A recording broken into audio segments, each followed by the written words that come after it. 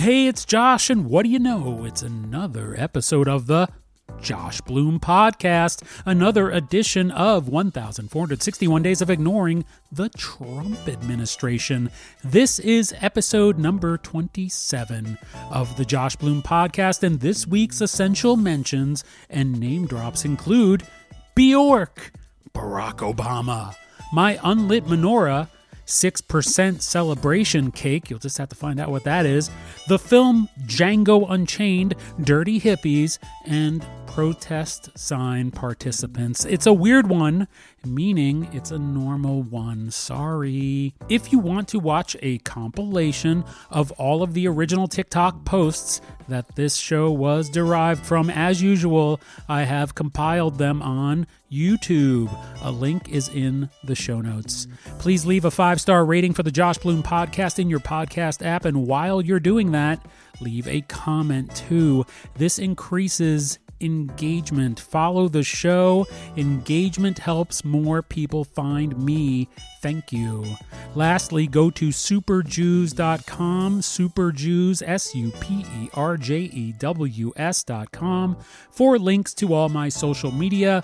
I post original content for you to enjoy or hate, and you can leave a joyful or hateful comment. That's up to you. If you want me to know that you are a joyful or hateful person, I don't mind the hateful people. The hateful people are pretty fun, actually. You will also find links to my writing on Substack, which you can subscribe to and receive in your email inbox. Thanks for listening, and now let's get into 1,461 Days of Ignoring the Trump Administration. I'll be back afterwards.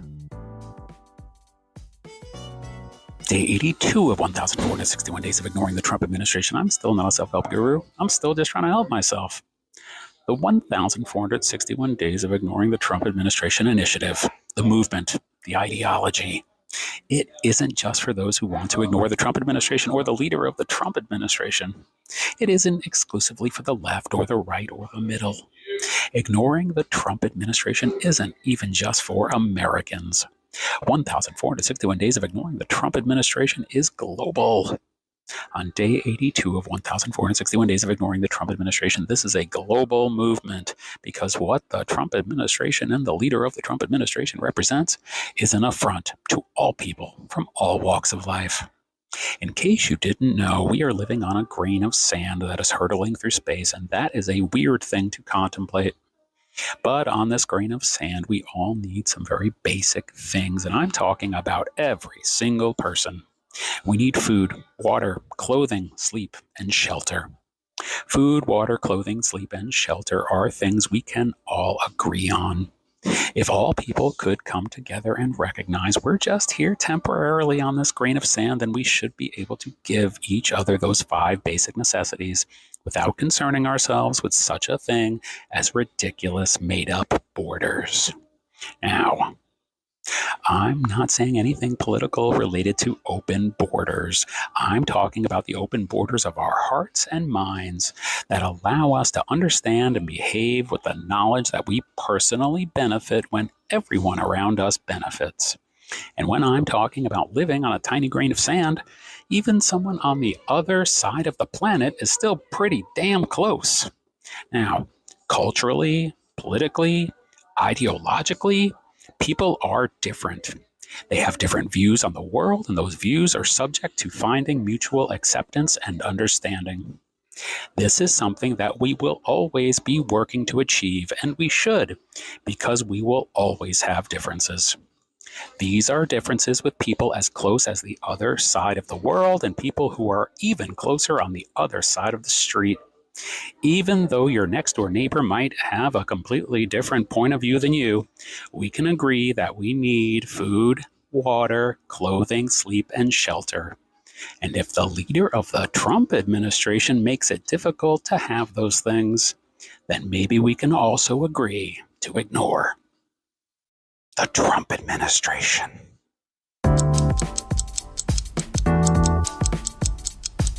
Day 83 of 1,461 Days of Ignoring the Trump Administration. Am I a self-help guru? No. Am I trying to help myself? You betcha. I am tired on day 83 of 1,461 days of ignoring the Trump administration, and I know you must be tired too. Please tell me how tired you are on a scale of 1 to 100 in the comments. I would say I am about a 73. I know you must be tired too because exhaustion isn't something that is only physical. It's mental, it's spiritual, it's emotional.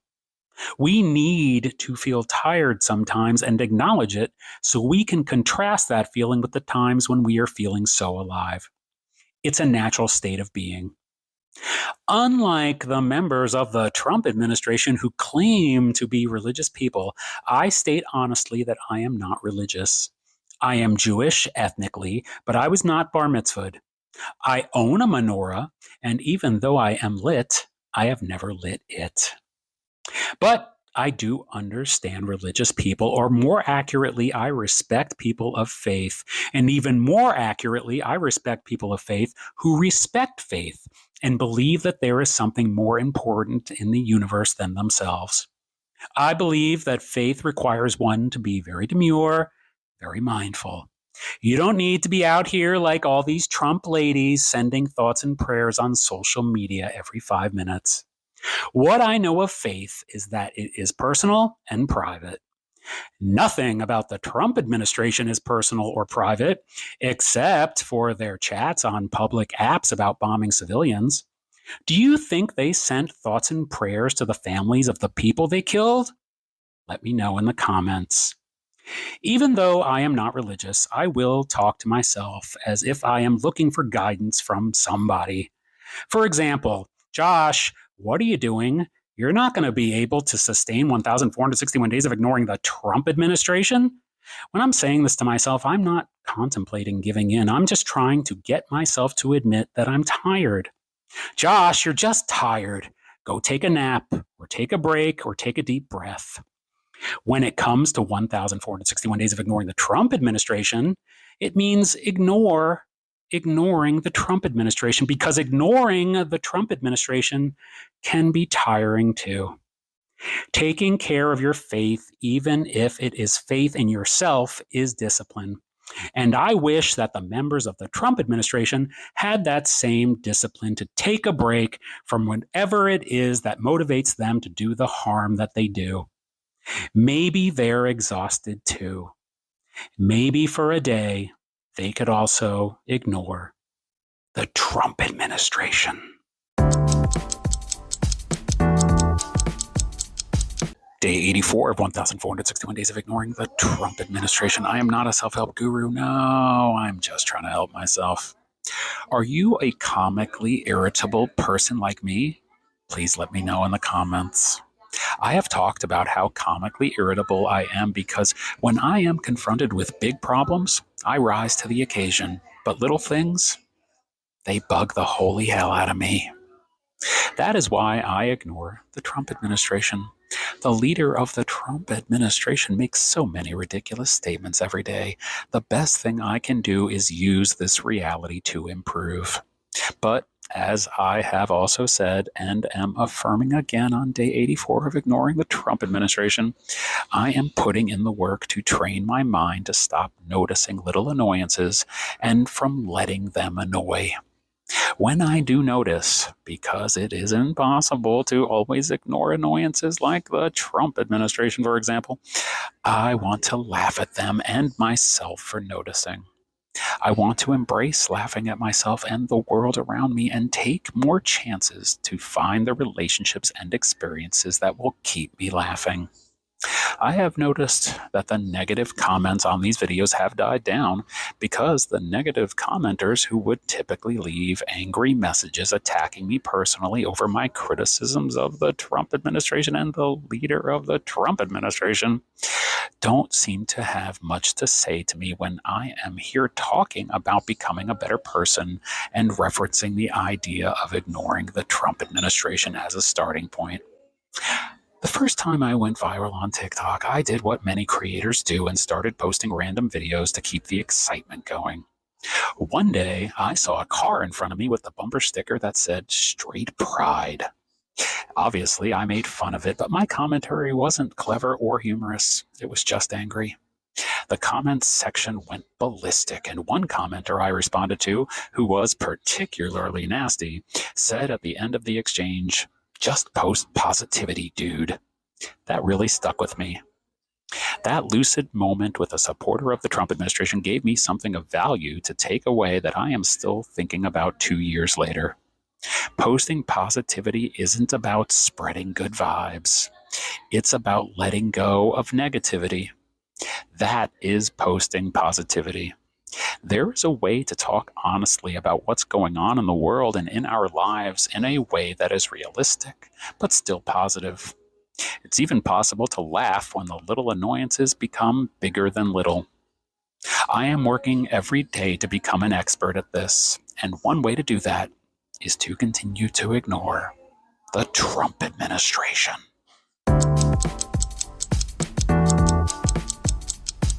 Day 85 of 1,461 days of ignoring the Trump administration. I am not a self-help guru. Would you stop? Just trying to help myself. Come on. Sean comments that on a scale of 1 to 100, he is at a 125. Tired of him. Well, Sean, I understand the feeling. Thank you for submitting your score. However, since it is 25 points higher than the 1 to 100 scale, I will not accept it. Not because I am the comically irritable person who is a stickler for rules, as I admitted to being yesterday, because how can a person not get irritated when the members of the Trump administration and the leader of the Trump administration break every rule and norm we have, but because I want you to take another reading and get your level of exhaustion down below 100. We have many days to go here at 1,461 Days of Ignoring the Trump Administration, and every day will present a new challenge, a new absurdity, and a new disrespect to our reality that we will have to choose how to deal with on the fly.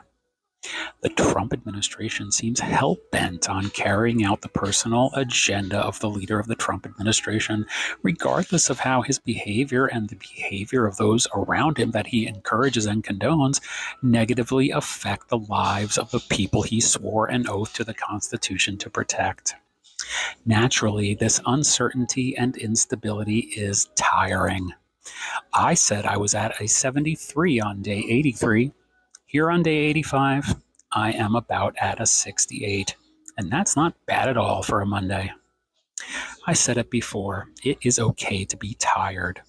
We need to rest to recharge. What doesn't kill us makes us stronger is a cliche, but it is a cliche because it is true. We will persevere through this moment in history, our moment in history, a moment in history that we can be proud of having survived, and we will. And we will laugh about it. As I said yesterday about being comically irritable, I am working on it. I am working on not noticing what I typically find irritating. And when I do notice, I want to laugh about being so easily irritated. We will laugh about the Trump administration and the leader of the Trump administration one day. And I don't mean we'll make fun of it. We already do that. We'll laugh because it will be funny that we all went through this together. We need our tired score low enough so that our laughter can be loud enough to honor those who didn't make it and fell to the chaos caused by the callous, compassionless, and cruel charade called the Trump administration. We will never ignore them, Sean, but we will ignore the Trump administration.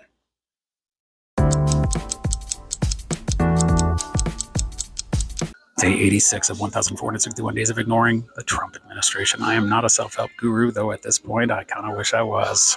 I'm just trying to help myself. The Trump administration is really making me want to ignore the Trump administration. It's getting pretty bad. The leader of the Trump administration has filled the Oval Office with gaudy gold decor to distract us from the sight of him with the president of El Salvador laughing about kidnapping innocent people and building prisons. Is there a 186 in this series, or will I be 86th on day 86? I don't know. Unfortunately, we deserve to be this close to horror. We deserve to be so close to it, touching our personal lives. We have it so easy that we can have food delivered straight to our mouths 24 hours a day. We don't fully know how fragile society is and how it is an agreement among us all to live peacefully, or at the very least to try to live peacefully. If you want a piece of entertainment that illustrates how close we are to horror and how deserving we are of the horror that we're so close to, go watch Quentin Tarantino's Django Unchained. This will give you an idea of what it was like in the antebellum South. Take a quick look at how close we are to horror. Kilmar Armando Abrego Garcia was living his life legally in the United States. The Trump administration admitted that he was sent to a prison in El Salvador by mistake, and the Trump administration has now been ordered in a 9-0 decision by the Supreme Court to arrange for Garcia's return. So far, they are defying that order. People are being taken who should not be taken, and people accused of crimes are being taken without any due judicial process. If Kilmar Armando Abrego Garcia isn't returned alive, just know that anyone could potentially be taken and not returned alive. We are experiencing a breakdown of the system where laws are no longer being adhered to or applied by the people who are supposed to make and enforce these laws. If this foundational breakdown never touches your life personally, consider yourself lucky. Quentin Tarantino's revisionist history is a fantasy. It is entertainment. We can't revise history, even though the leader of the Trump administration is certainly trying to. However, we can change the future if we continue to ignore the Trump administration.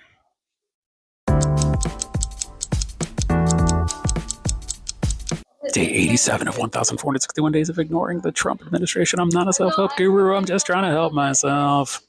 It is day 87 of 1,461 days of ignoring the Trump administration. And do you know what day 87 is?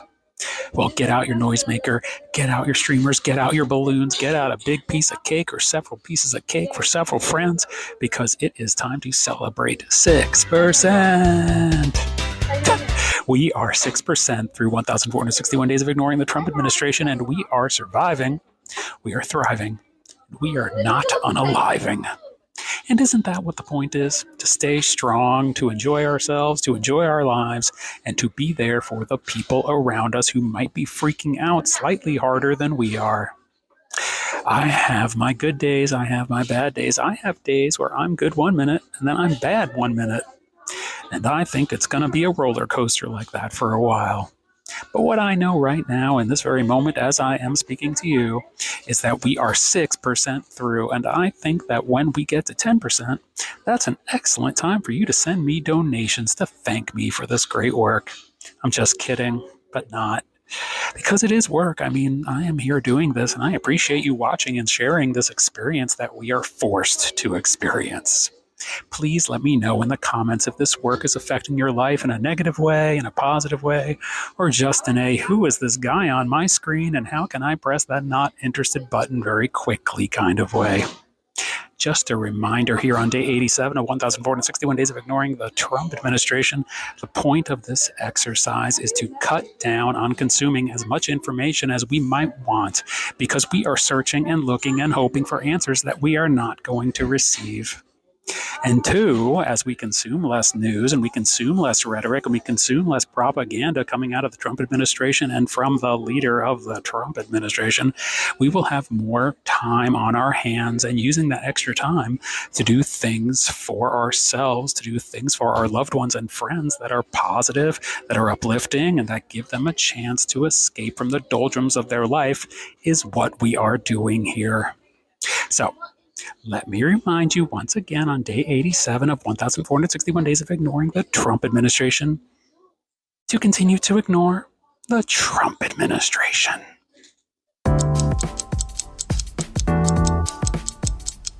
Day 88 of 1,461 days of ignoring the Trump administration. I am not a self-help guru. My name's Josh Bloom. Just trying to help myself. I drove by an accident that had just taken place on the way here this morning. It reminded me of the song Motor Crash by the Sugar Cubes. Were you aware that Björk was in a band before she went solo? Let me know in the comments. Everyone was okay, but the cars were crunched up and it looked like someone had run a stop sign. It was at an intersection in my town where people tend to run stop signs. It was strange to see this on the morning after reading yesterday in the Reddit group for Westchester County, New York, where I live, about people no longer obeying the most basic rules of the road. Like, if they can run a stop sign, they run it. If they're at a red light, no one's there, they go through it. I have noticed this kind of behavior myself for a very long time, and as I have commented recently, I'm trying to be less irritated when I see behavior like this, which is important. On the other hand, while being irritated by bad behavior is one thing, being aware of dangerous behavior is another.